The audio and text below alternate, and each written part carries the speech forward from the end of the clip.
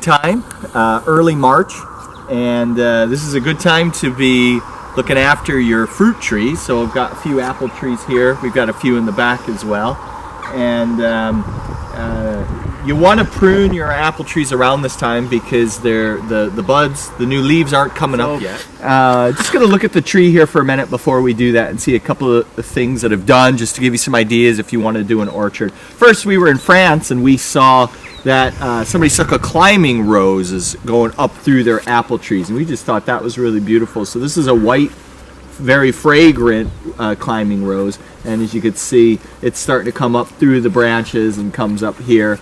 I don't know if it really does much for the honeybees or the bees pollinating because they flower at different seasons. It's more just decorative.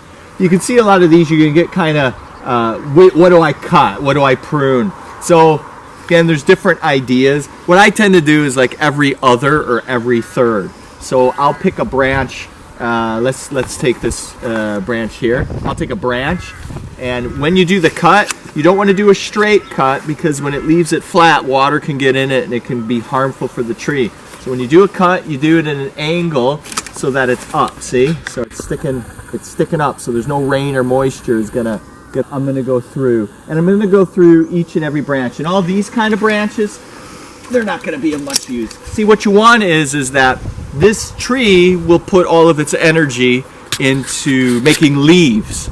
And the reason why you're pruning before the leaves come out is because you want it to make its energy into flowers.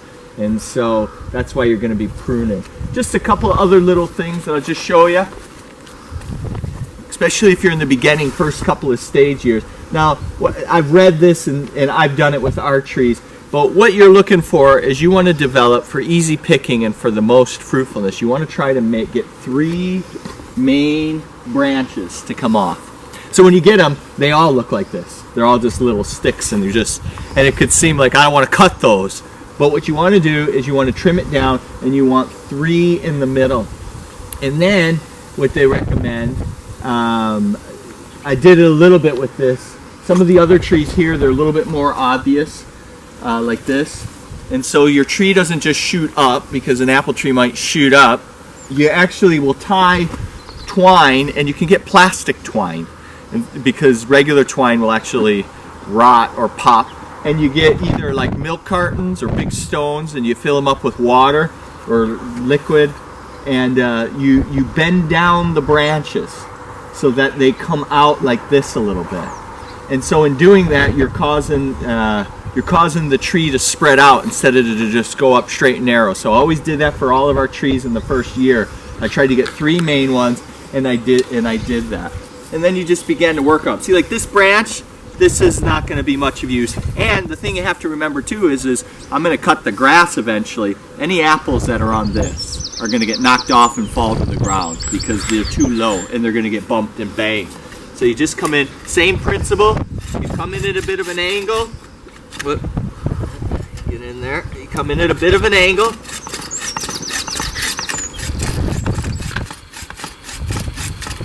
Clean that up there. Actually, I'll take that little bit off too. Okay, back here, this is behind our property. There's a bit of a wild mess back here. And every year I keep saying I need to get in here. I've done a great job. Other jobs come into it. But these trees are a bit older. These trees are about, I want to say about 13, 14 years old, and a little bit more mature. You could see all the little bits, but you could see the big bits more defined here. And you can see this branch, I was talking about how I weighed the branches down. So see, you can see how that branch came this way, and all the new branches are coming up off of it. They're going up into the light, and that's what you're looking for. You see the same on these over here. This branch, it's been trimmed a lot, but it comes out this way, and then it comes up. This one gives us pretty big harvest here. These things are really funny. My wife's mom gave us some raspberry plants, and they just go nuts. So we stuck them way over there up against that pyracantha, and they just kept coming this way. And when you eat fresh raspberries, you just hate to get rid of them. So they just kept coming, and there's nothing really back here. This area is all surrounded. We can't even see it from our house or anything. It's got big tall trees and branches. So it's just kind of a crazy area to come back to. But so we didn't touch it, and they've just come out. But we get a large harvest from them. You need to pollinate apple trees or have them where they're different variations. So you can either go to a book, or what we did is we went to a local nursery. That's where we got these from, and we talked to them, and they told us, we talked about the different types of apples we wanted. So you want to look what you want in an apple. So we tend to like sweeter apples. Some people like mushy apples, some people like crisp apples. For cooking even, this is a cooker over here, and that's a pretty mainstay where it's solid tree, and it produces pretty regularly. Sometimes we've had less on these. That one's pretty good, but we don't really eat those. Some people like to make tarts out of those. We prefer the sweet apples, and my wife doesn't put sugar in it then. She just, or if she does, she puts very little. Where some people use cookers, they're really sour. But these are all three different, and they cross-pollinate each other. And so you need to have difference. You can either find what you're looking for and then find what matches it. Now, here's a little trick that we learned. Our first couple of years, nothing happened, and we couldn't figure out why. So we went back to the nursery and said, listen, we did this. Our apple trees are a couple of years old. And so they explained that what happens in cross-pollination is that the bees to carry the pollen from the different trees to the different plants that they need, to the flowers on them. And they have to be at the certain season. That's why there's certain types that you're needed. But if you're having problems, we have back here, I don't know if we can get back there, way back in our corner over here. Kind of hard to see. We'll walk back in here. You can see a bunch of apples from last year.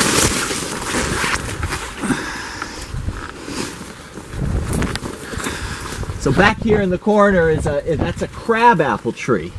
And so it was recommended to us, and that's a beautiful tree, bright pink flowers, tons of them.